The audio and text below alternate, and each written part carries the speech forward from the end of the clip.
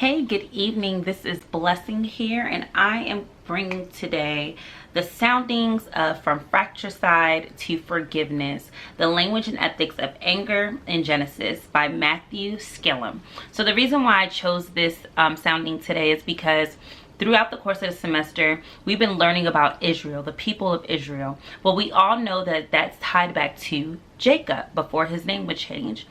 But the thing is, we didn't really spend a lot of time on Jacob's story. I really love Jacob's story because he offers a new perspective and dimension on what it looks like to forgive. Long story short, in a nutshell, Genesis 27 explores deceit between two brothers regarding an unmisplaced blessing. So basically, Esau is upset with Jacob because Jacob tricked his dad into receiving his blessing, and with Esau being the oldest brother, he ended up not receiving the blessing that he was supposed to receive.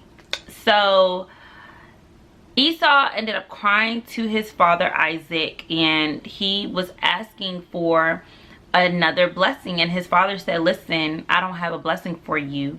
But I feel like the most pivotal part of this the pivotal part about this story is Isaac says, you shall serve your brother, but when you break loose, you shall break his yoke from your neck.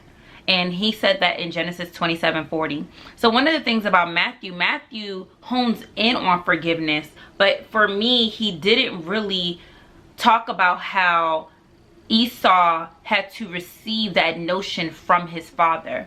Whenever Isaac mentioned the word yoke, something that is used to put on two animals to drag items that are very heavy.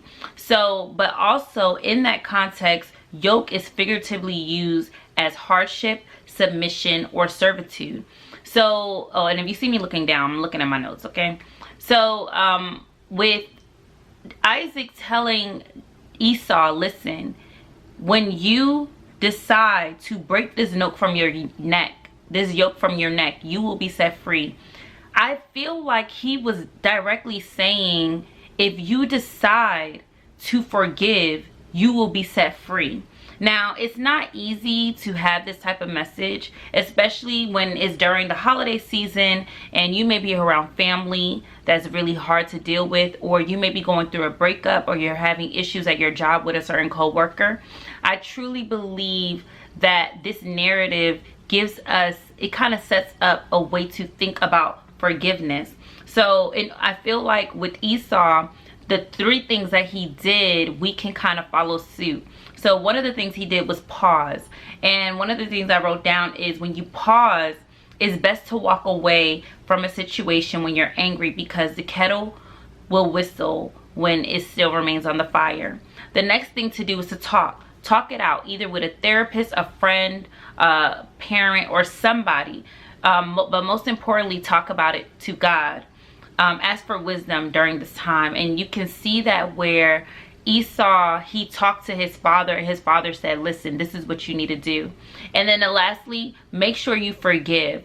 Remember, you are not a slave to the situation. Remember that this situation does not have to rule over you. The power of forgiveness will set you free. So that is my soundings, and I am so glad that I got to read this, and I hope you enjoyed it. Thank you.